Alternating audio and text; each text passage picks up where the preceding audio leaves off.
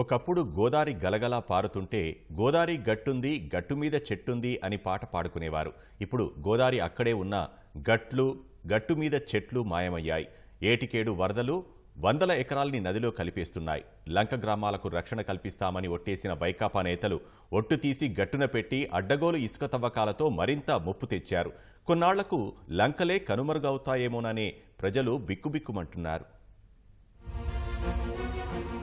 ధవళేశ్వరంలోని sir Arthur Cotton barrage ఎగువన దేవీపట్నం మండలం అంగుళూరు నుంచి సీతానగరం మండలం బొబ్బిల్లంక వరకు సుమారు 32 కిలోమీటర్ల పొడవున గోదావరి ఎడమగట్టుంది. ఈ ఎడమగట్టు పలుచోట్ల బలహీనపడి జారిపోతోంది.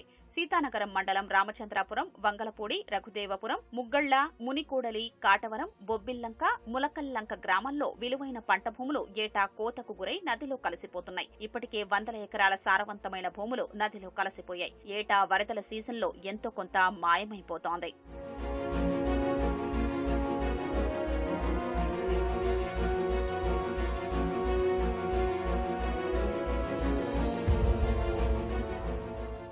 సుమారు ఒక 600 ఎకరాల భూమి గోదావరి పాలైపోయింది, వ్యవసాయ భూమి.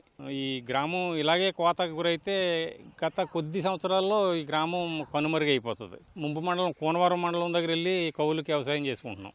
ఇక్కడ భూమి లేక ఈ సంవత్సరం అయితే ఒక్క ఇటక కూడా పెట్టలేదు ఈ బ్రిడ్జి పేరు పెట్టి. మా చిన్నప్పుడు 500 ఎకరం ఉండేది, ఇప్పుడు ఒక ఎకరం కూడా లేకుండా పోయింది. సొసైటీ గవర్నమెంట్ ద్వారా ఎప్పుడు కూడా ఒక ఇక్కడ గోడ కడదాం, లేకపోతే ఇక్కడ అయినా ఒక లారీ మట్టి వద్దాం అన్నది ఎవడో లేడు. రైతు వారి ద్వారాగా మట్టుకి దారి చేసుకుంటారు, తర్వాత పోతారు. నాయకులు ఎవరన్నా వచ్చి చూసి పోతారు. ఆ వంతిని మాత్రం ఎప్పుడో కడతామన్న వంతిని ఇప్పుడు ఇంకా తయారవ్వలేదు. పొలాలు పోయినాయండి, మొత్తం పోయినాక రైతులు పోయినాక ఇక మేము చేసేది ఏముంటుందండి. ఇప్పుడు రైతు పచ్చుకుంటే మేము పచ్చుకుంటాం, రైతే పచ్చకలేనప్పుడు మేమేం చేయాలండి. ఇంకా పరిస్థితుల్లో ఇంక మేము ఇక్కడ ఉంటమే కట్టమనిపిస్తుంది. చాలామంది పోయారండి, ములకల్లంకలోంచి చెట్టు అవతల నుంచి కూడా పోరు. వాళ్ళంటే నేను చెప్తారు, ఇప్పుడు మా ఊరు ఈ లంక లేకపోతే మేము బతకలేమండి. బతకలేనప్పుడు అవతల ఉండి మేమేం చేయమండి. వాళ్ళు చిన్నప్పటి నుంచి ఈ లంక పట్టుకునే ఉన్నారు, వాళ్ళతో పాటు మేము అలాగే ఉన్నాం. ఇంక ఈ ఏళ్ళ మాకు మట్టి అయిపోయిందండి, ఇంక మా బతుకుతే దారి లేదు. బొబ్బిల్లంక వైపు ఏటిగట్టు తీవ్ర కోతకు గురవుతోంది. వరదల సమయంలో ఆశల పంటలు కళ్ల ముందే నదిలో కొట్టుకుపోతుంటే నిస్సహాయంగా మిగిలిపోతున్నారు. బొబ్బిల్లంక, ములకల్లంక గ్రామాల ప్రజలు ఏడాదిలో 6 నెలల పాటు గోదావరిలోనే పడవ ప్రయాణం చెయ్యాలి. గత తెలుగుదేశం ప్రభుత్వ హయాంలో మంజూరైన వంతెనను వైకాపా ప్రభుత్వం పిల్లర్ల దశ దాటించలేకపోయింది. లాస్ట్ టైం అదిగో మీకు మనకి ఆ చెట్టు చూడండి సార్, అక్కడ దాకా ఉండేదండి పొలం, అలాంటిది ఇవ్వాలి ఇక్కడ దాకా వచ్చేసిందండి. ఎంత పొలం పోయింది, సంవత్సరానికి ఎంత పోతే ఎంత పోతుంది అనేది మాత్రం అర్థం చేసుకోవాలండి. అది వంతిన పరిస్థితి అది 4 సంవత్సరాల నుంచి అలాగే ఉంది సార్. వేసిన గొంగలు వేసినట్టే ఉందండి. ఆ పిల్లర్స్ తోటి ఆగిపోయింది సార్. ఈ సంవత్సరం అయితే ఒక్క బెడ్ కూడా వేయలేదు సార్. దాని గురించి పడవలతోటి మేము అవతల రానుబోను రాకలో ప్రయాణం చేస్తున్నాం. ఊరు రైతులు మాత్రమే సొంత ఖర్చులతో పెట్టుకునండి. ప్రభుత్వం నుంచి కూడా ఏ ఒక్క నిధి కూడా రావట్లేదు సార్. అదేంటే సంవత్సరానికి వచ్చేసరికి దాదాపు రిపో నిమిత్తం అయితే ఖర్చులు అయితే మనిషికి అయితే డీజిల్కి అయితే ప్రజలు ఆతల బొబ్బిల్లం కానీ కాటవరం కానీ ఎంతమంది వచ్చినా కానీ మేము ఉచితంగానే దాటిస్తున్నాం సార్. ₹1 కూడా తీసుకోకుండా. సీతానగరం మండలంలో ఇష్టారీతిగా ఇసుక తవ్వకాలు చేయడంతో నదీ ప్రవాహం తీరు మారుతోంది. జాలిమూడి, కాటవరం, మునికూడలి పరిధిలో రాతికట్ట కూడా వరదలకు కొట్టుకుపోయింది. తెలుగుదేశం హయాంలో రైతులకు కొంత డబ్బు చెల్లించి ఇసుక తవ్వుకునేవారు. వైకాపా ఏలుబడిలో రైతుల భూములకు చిల్లిగవ్వైనా ఇవ్వకుండా ఇసుక అమ్మేసుకున్నారు.